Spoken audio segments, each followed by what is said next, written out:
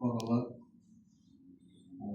mahallalarda o'tkazayotgan uchrashuvimiz sababli shu yerga yig'ildik.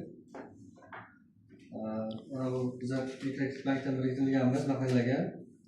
Mahalla bo'yicha rejalar, nimalarimiz bor, resurslarimiz, oilaviy tadbirkorlik, biznesga birinchi qadam, mahalla loyihasi, 312 qaror asosida ajratilgan kreditlar, hammasidan resurslar bor.